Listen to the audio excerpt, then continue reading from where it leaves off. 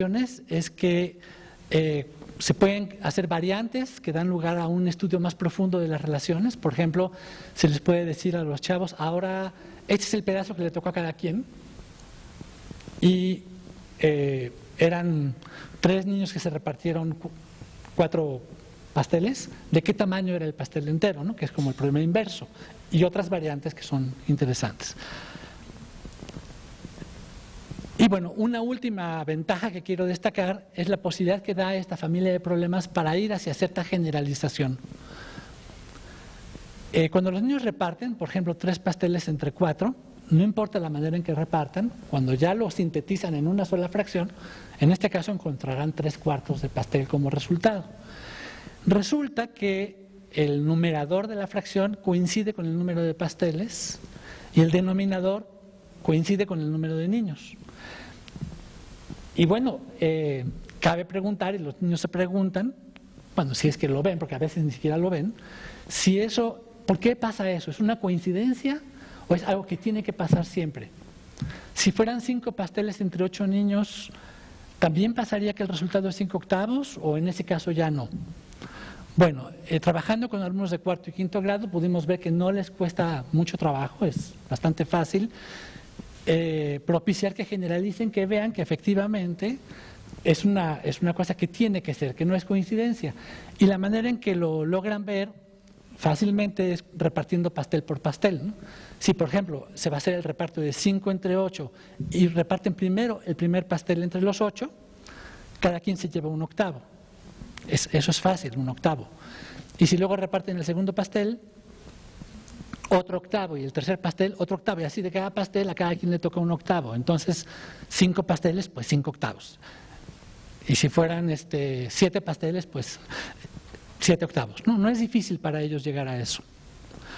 Pueden concluir, pueden generalizar que A pasteles entre B niños debe ser A sobre B de pastel, aunque no lo digan así. Bueno, aquí cabe preguntarse si este conocimiento que ya adquirieron en las situaciones de reparto de pasteles lo podrían aplicar ya en otro tipo de situaciones. Es decir, si para los niños las fracciones, además de ser medidas, ya están significando cocientes, ¿no? O sea, resultados de divisiones. Bueno, con esa pregunta en mente, Diana Solares, aquí presente, hizo otro trabajito en el que, digamos, lo orientó con esta pregunta. ¿Qué pasaría si las unidades que se van a dividir o a repartir ya no están separadas una de la otra como en el reparto de galletas, sino juntas, como por ejemplo en una situación como cortar 3 metros de listón en 4 partes iguales? Es decir, las galletas las puedo separar y las puedo partir cada una, pero el listón es un solo listón. Lo que está separado son las unidades con las que lo mido, pero el listón no. Bueno, la situación con la que trabajó Diana era esta.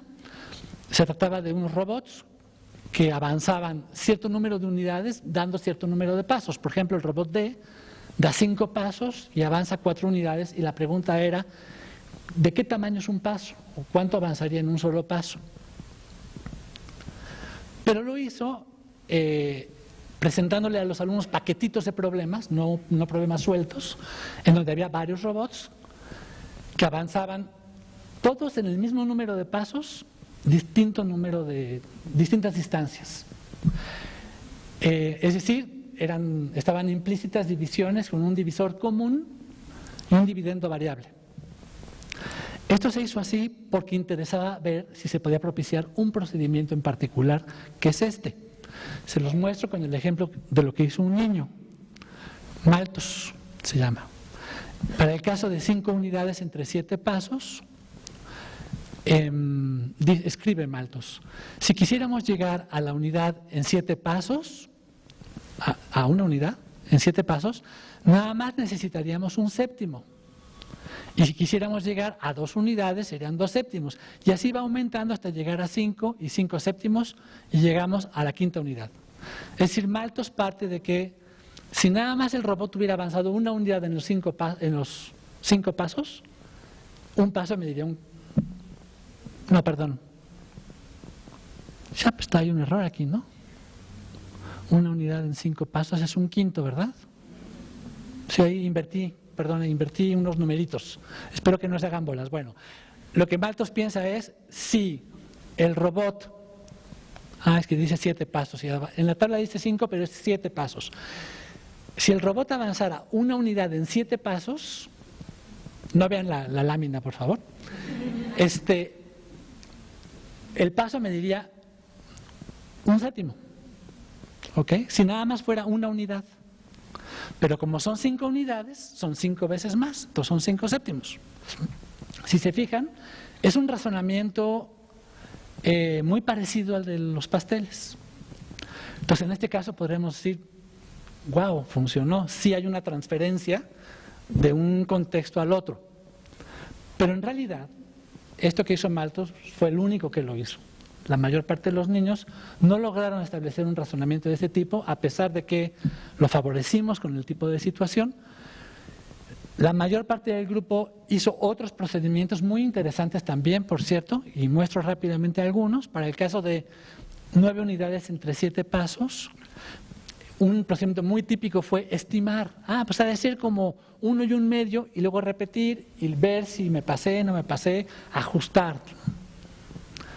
O bien hubo quienes dividieron las unidades en 10, cada unidad en 10, obtuvieron décimos, obtuvieron un montón de décimos, digamos 90 décimos, y esos los repartieron entre 7 para obtener una aproximación del tamaño del paso en décimos. Y otros, un procedimiento un poco más sofisticado, buscaron en qué partir cada unidad para que al dividirlo entre 7 les diera exacto. Probaron muchas cosas hasta que descubrieron que si partían cada unidad entre 7 justamente, obtendrían una cantidad de séptimos que se podía dividir entre 7. Ese procedimiento podría dar lugar a un algoritmo. Bueno, el hecho es que hicieron cosas muy interesantes, pero no hicieron lo que esperábamos y por lo tanto no llegaron a una generalización como la que se ve en el reparto de pasteles. Entonces, esto llevó en el trabajo de Diana a conclusiones como estas. Los alumnos no transfieren lo aprendido en el reparto de pasteles, pocos en 5º grado pudieron establecer la relación A dividido entre B igual a la fracción A entre B, y por lo tanto este es un buen ejemplo de las dificultades de transferencia que hay al mover pequeñas variables en las situaciones en la escuela.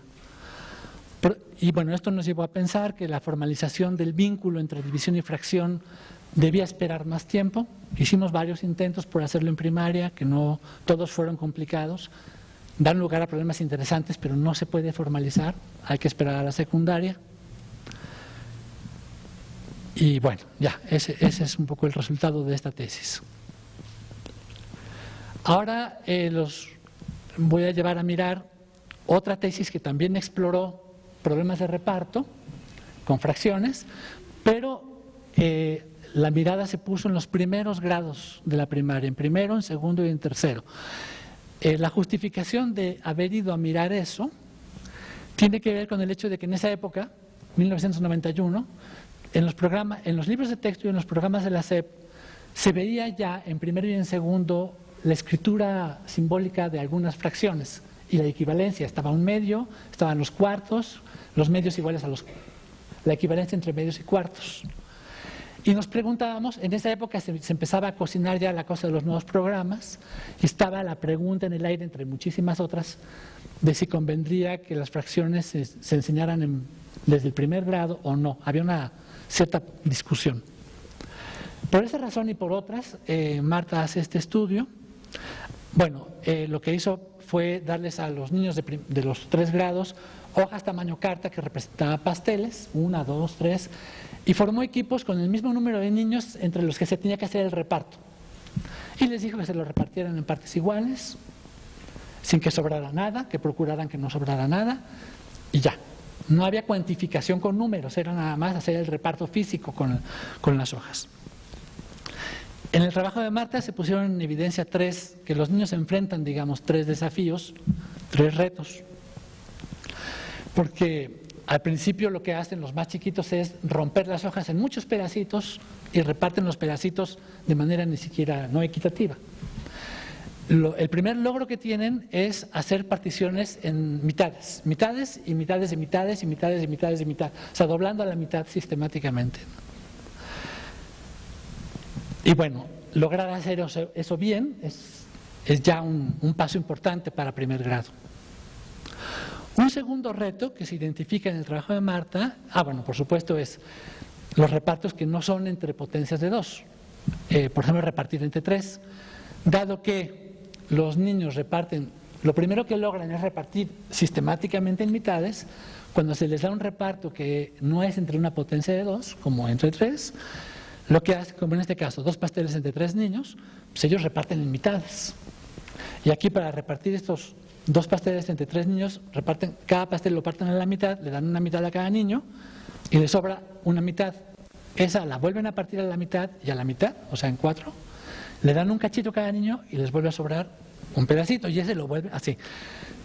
Y bueno, hay situaciones que se han vuelto famosas, ¿no? De los niños que el último pedacito se lo comen, lo esconden, o lo sí lo rompen en 3 cachitos, porque ya ahí ya no es tan complicado, ¿no? Entonces, bueno, nos ha impresionado mucho ver cómo esta dificultad para llegar a partir en 3 la hemos encontrado incluso en secundaria, ¿no? O sea, cuando los alumnos no tienen las experiencias de partición escolares y se enfrentan por primera vez a problemas de reparto en grados más altos, tienen la misma dificultad. Nos lo hemos encontrado de varias maneras.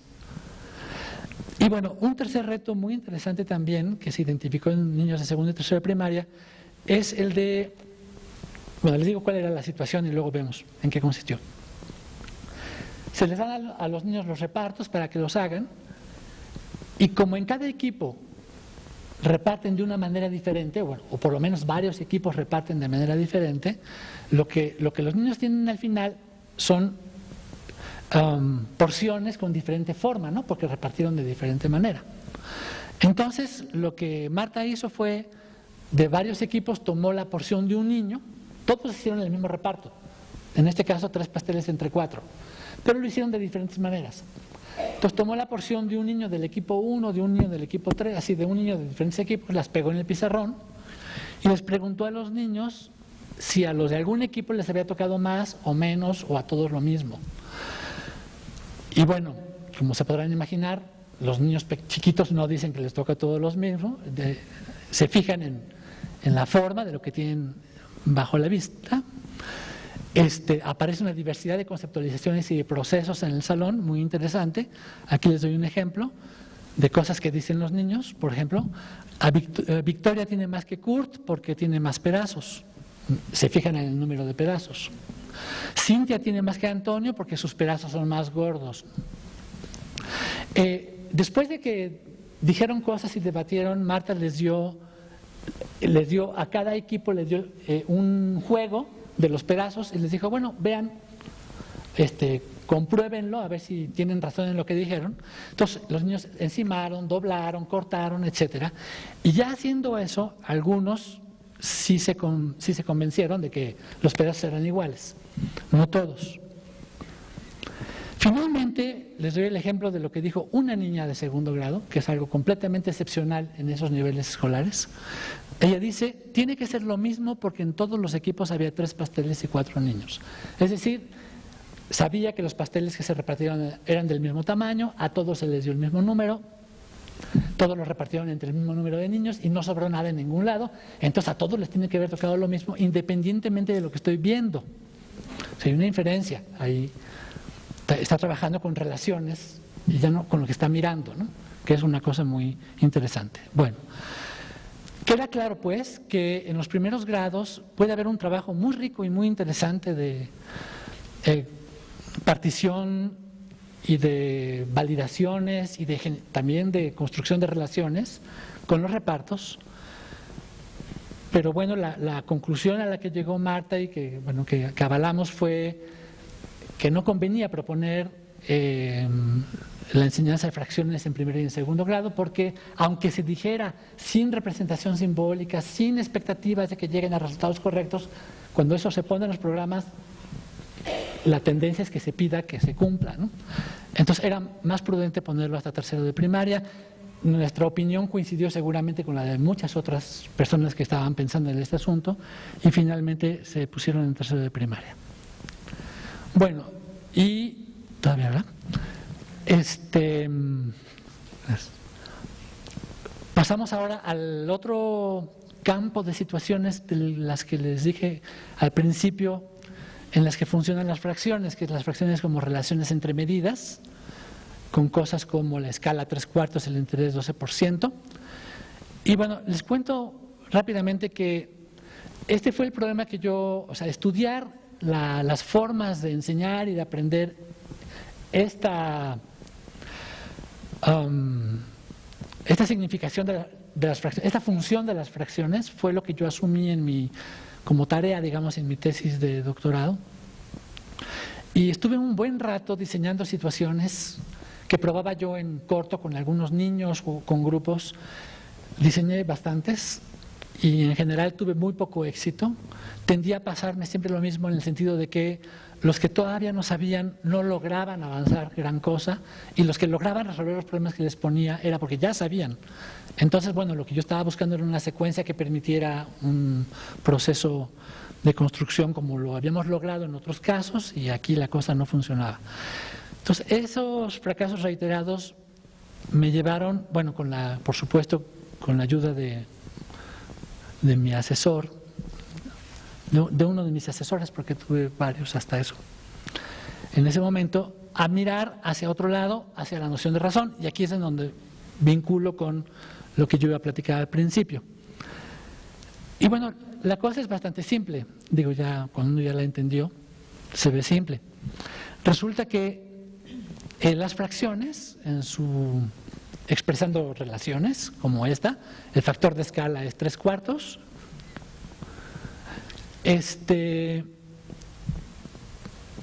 Esa relación que estamos expresando ahí con una fracción puede expresarse también con una razón. En este caso, 3/4 es lo mismo que decir, oh Dios, ¿lo puse al revés? Sí, lo puse al revés, perdón. Puse 4 centímetros por cada 3 centímetros, pero si es 3/4 tendría que estar al revés, ¿no? 3 centímetros por cada 4 centímetros.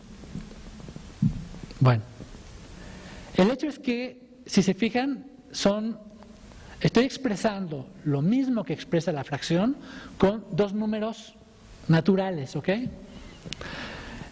O aquí el interés es del 12% del préstamo, se puede expresar como, por cada 100 pesos se cobran 12. Aquí sí no me equivoqué. O otra más, los votos que obtuvo A representan 2/3 de los votos que obtuvo B. Se puede expresar como, por cada 3 votos para B, hubo 2 para A. Oh, sí, ahí estoy bien. Ok, la cosa, digamos, la pregunta era si estas razones, que son relaciones entre números naturales, podían funcionar como precursoras de las fracciones en la enseñanza para los niños, para los jóvenes, ¿no? De hecho, ese papel jugaron de alguna manera en la historia de las matemáticas. Entonces, era a ver si algo parecido podía pasar en la enseñanza.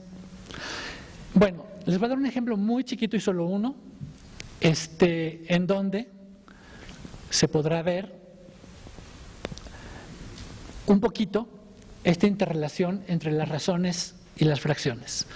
Este es uno de los problemas que les puse a los niños de 6º año en la modalidad de entrevistas que hice con ellos cuando andaba yo viendo a ver cómo funcionaba eso de las razones. El problema dice lo siguiente: varios niños deciden trabajar en las huertas cercanas a sus casas. En la huerta el río les ofrecen el siguiente trato: por cada 5 naranjas que recojan se quedan con 2.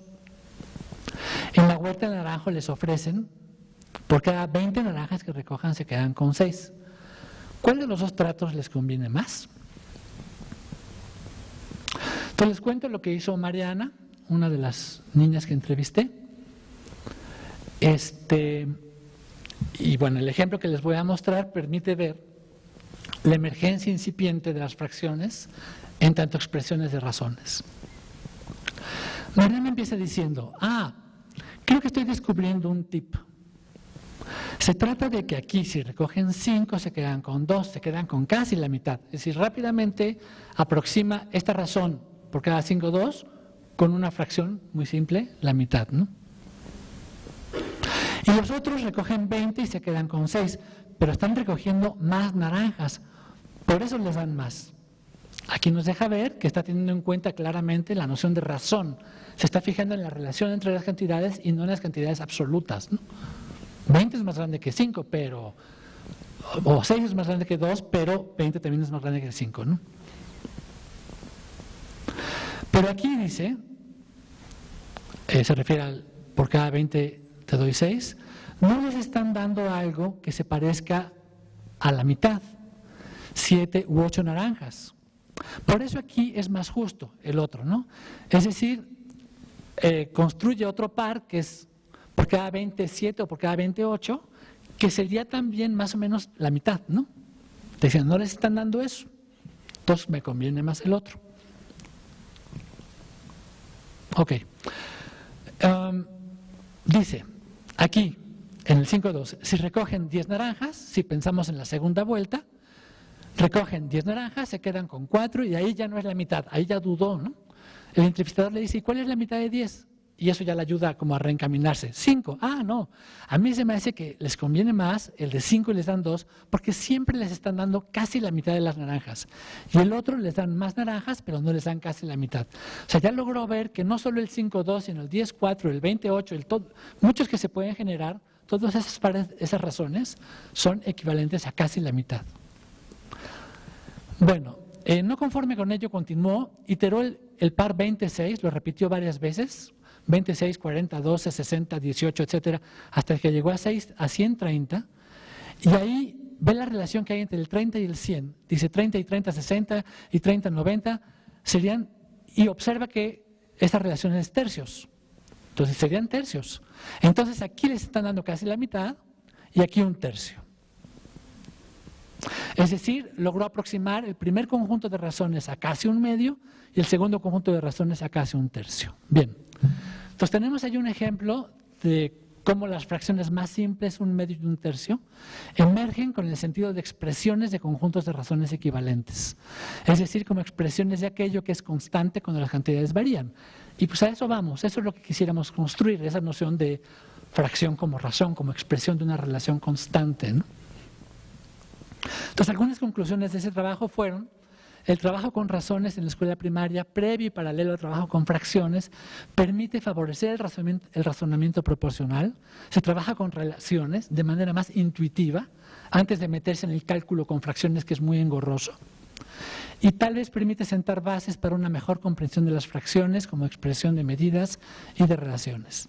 Entonces, a partir de eso, yo me puse a hacer ya algunas experiencias de ingeniería didáctica, que algunas funcionaron bien, otras regular. Y bueno, de esos elementos, algunos ya han sido retomados en los programas oficiales que hay ahora, aunque yo creo que uno de los aportes, quizá menos visibles, pero más importantes de esto, me parece que fue el haber acercado dos contenidos que estaban como muy aislados en los programas, que es el de fracciones y el de proporcionalidad.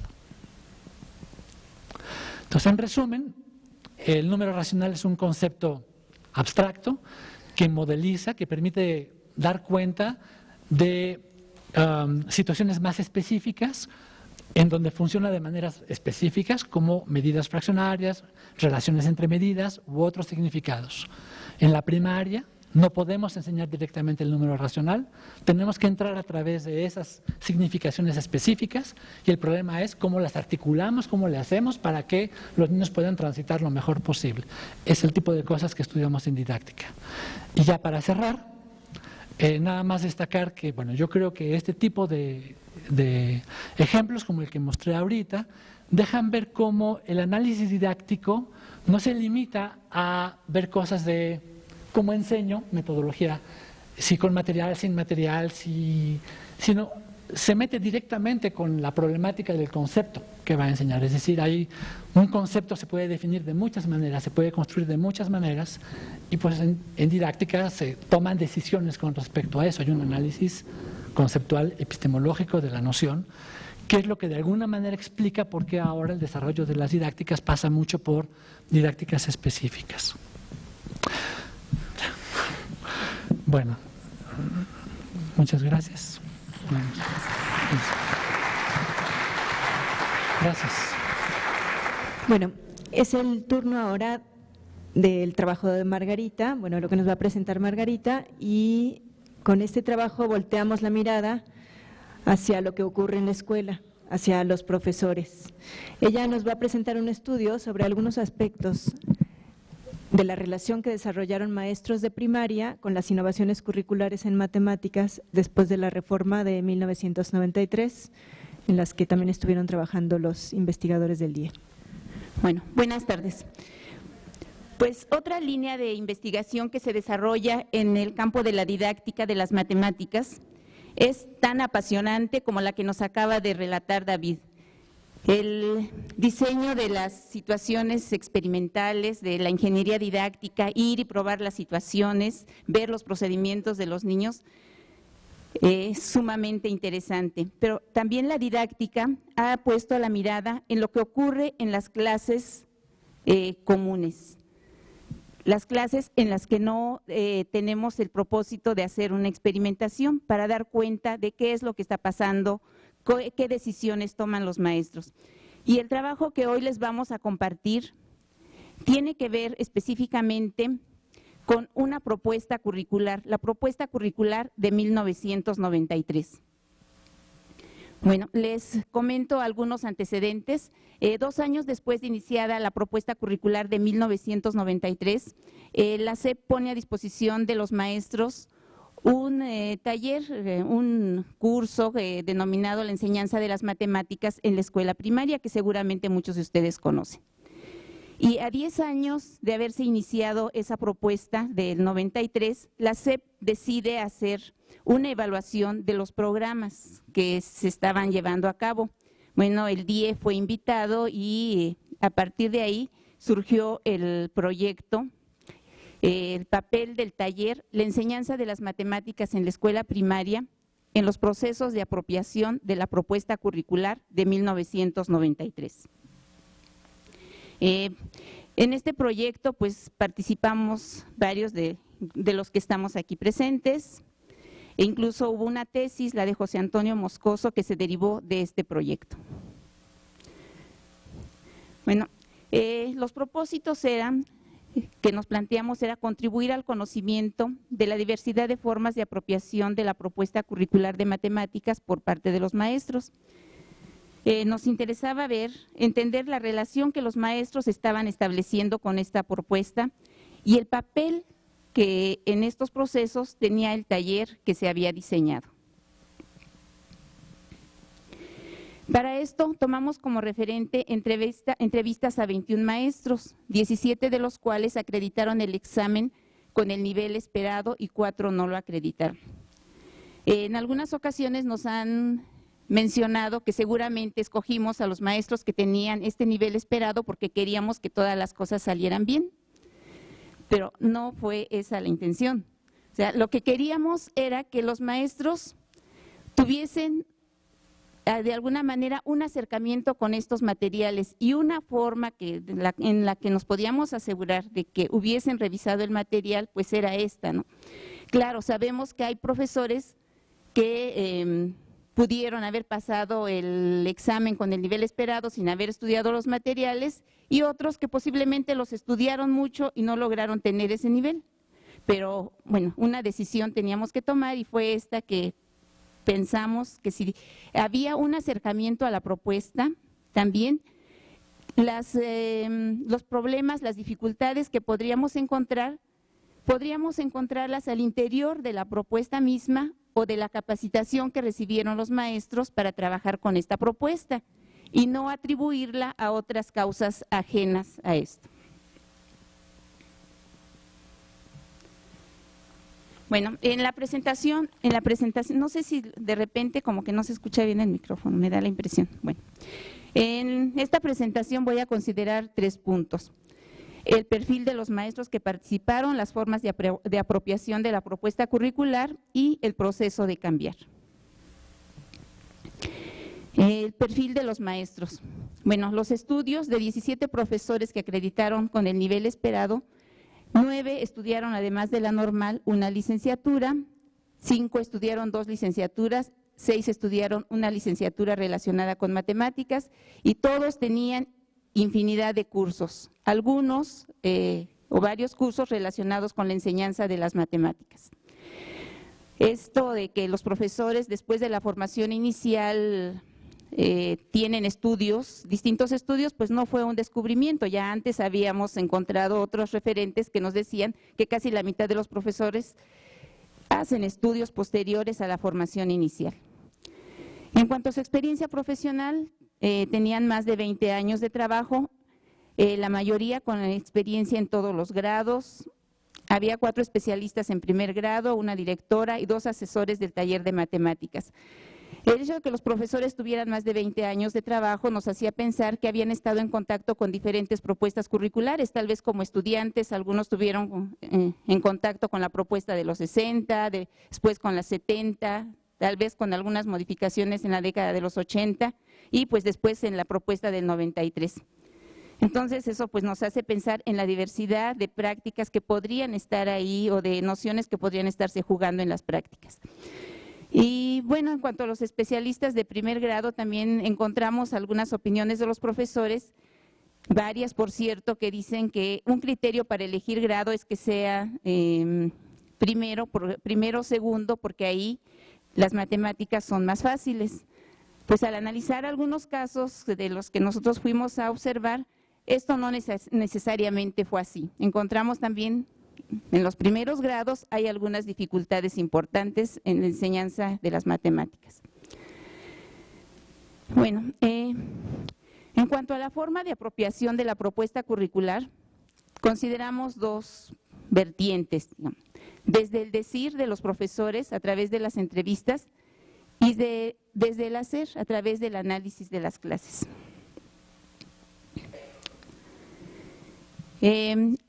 Desde el decir de los maestros a través de las entrevistas, encontramos aspectos de la propuesta ampliamente compartidos. Desde un cuestionamiento muy crítico del modelo aprendo-aplico, decían, bueno, ahí existía una noción antes, eso lo asocian con un antes, existía una noción de profesor que es el que dice, el que tiene el papel protagónico y los alumnos tendrían que, bueno, el maestro explica y los alumnos tendrían que aplicar o entender y transferir eso que el maestro les está explicando. Entonces, posicionados desde ahí, desde el cuestionamiento de este modelo, no encuentro la… Ay, perdón.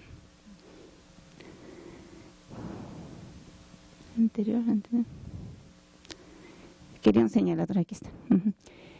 Desde este cuestionamiento crítico a ese modelo, destacaron ellos la importancia de los problemas como detonadores de aprendizaje, la posibilidad de que exista un aspecto lúdico en las matemáticas y el uso de materiales de la propuesta curricular, particularmente del libro de texto.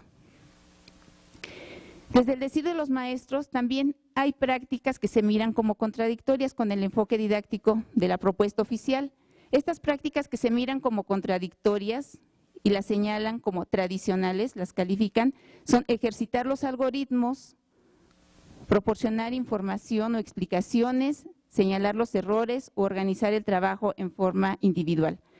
Bueno, debemos decir que esta percepción de los maestros no es gratuita, ¿no? En los mismos materiales que se editaron, en el afán de resaltar unas propuestas más creativas, se dejó de hacer énfasis, se omitió, digamos, el trabajo que se podría hacer con los algoritmos, por ejemplo, ¿no? Pero esto no quiere decir que los maestros dejen de usarlas. Estas prácticas se siguen utilizando, a veces se ven al margen de la propuesta oficial o como si se estuviese haciendo una práctica clandestina, ¿no? Tenemos aquí unos ejemplos, dice, será por la experiencia, pero yo sé que hay una temporada en donde me dedico con ellos a todo lo que es la parte algorítmica. Como son de sexto, obviamente yo considero que no deben estar en dificultad en esa parte, porque normalmente los compañeros de secundaria es en lo que más se fijan. Y abajo que señala también la presión de de los padres de familia, por ejemplo. Aunque también tengo que reconocer que finalmente también caigo en la trampa de, para no quedar mal con los padres de familia, inclusive a veces también para realizar alguna otra actividad, les pongo determinada cantidad de operaciones que pueden resolver. O sea, también lo hago, pero trato de evitar en la medida de las posibilidades el que tengan que hacerse muy repetitivo o automático. Pues bueno, en la propuesta también hay aspectos del enfoque que se polarizan. Por ejemplo, todo debe aprenderse a partir de problemas. Sabemos que hay cosas que no necesariamente tendrían que pasar por un problema, se pueden aprender a través de un problema. Bueno, todos los procedimientos deben someterse al análisis. Entonces, algunos profesores que asumieron esto, a veces en sus clases, pudimos ver que en el afán de escuchar a todos los niños, pues la clase termina haciéndose demasiado pesada, demasiado larga. O que todos los alumnos deben opinar, todo debe justificarse o tener un porqué, y que el trabajo debe hacerse siempre en equipo. También, desde el decir de los maestros, tenemos aspectos de acercamientos anteriores que prevalecen sobre el enfoque. Por ejemplo, el uso del material concreto. Para los maestros con quienes trabajamos lo ven como parte de la propuesta. Y bueno, esto ya tiene el uso de material concreto, de que tiene ya una tradición, al menos desde el siglo XIX, como un recurso, una forma para aprenderlo.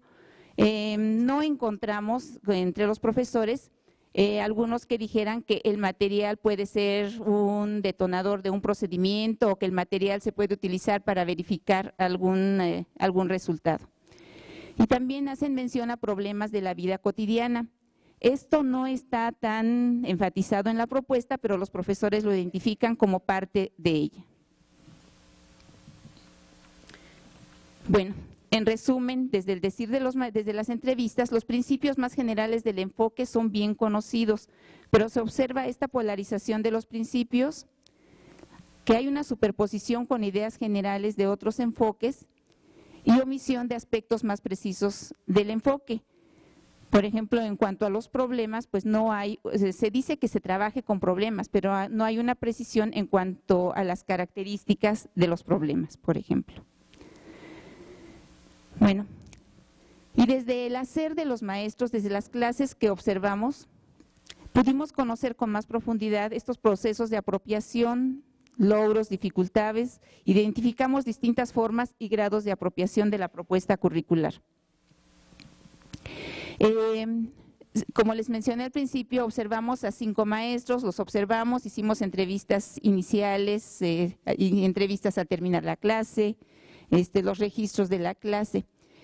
Tenía la intención de compartir al menos lo que nos aportaron, o una mínima parte de lo que nos aportaron 2 maestros. Me parece que por el tiempo solo va a ser el de un maestro. Y ya en otra ocasión podríamos compartir. De cada uno de los 5 maestros que observamos, se hizo el análisis de las clases y está documentado para cada uno de ellos lo que nos pudo aportar desde su práctica. Bueno, tenemos el caso del maestro Aarón. Él trabajó el área del triángulo en 4º grado, observamos 6 clases.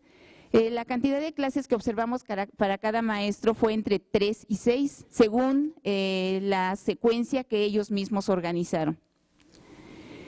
Bueno, el maestro Aarón estaba identificadísimo con el enfoque. Él desde un principio pensó que era una buena apuesta, que estaba de acuerdo a lo que él pensaba, entonces, dijo que en sus prácticas él lo llevaba a cabo. Identificamos algunas dificultades en la práctica. Cuando el maestro asume que los alumnos tienen autonomía para resolver, la puesta en común ocupa un lugar importante en la clase, se reconocen y valoran las respuestas no convencionales y hay momentos en la clase para destacar lo más importante. Estos aspectos centrales del enfoque los percibimos en las clases que nosotros observamos. Bueno, y aquí está esto que les voy a contar es parte de la secuencia didáctica en la que él trata de llegar a que los alumnos hagan la fórmula, infieran la fórmula para sacar el área del triángulo. Hizo varias actividades con material concreto, trabajó con papel cuadriculado, con cartulina, con geoplano. Estas actividades estaban encaminadas a la generalización, bueno, pero él trabajó, fundamentalmente las actividades estuvieron orientadas hacia trabajar triángulos rectángulos. Y el triángulo que ustedes ven a su derecha, por ejemplo, ese tipo de triángulos no los trabajó. Seguramente él no encontró una forma de trabajar de alguna secuencia que lo pudiera ayudar. En el primer triángulo es bastante visible que, bueno, el área de un triángulo es la mitad del área de un rectángulo. Sin embargo, en el triángulo que tienen a su derecha, pues el triángulo de en medio, pues sí es la mitad, pero uno de los otros triángulos son la cuarta parte del área del rectángulo.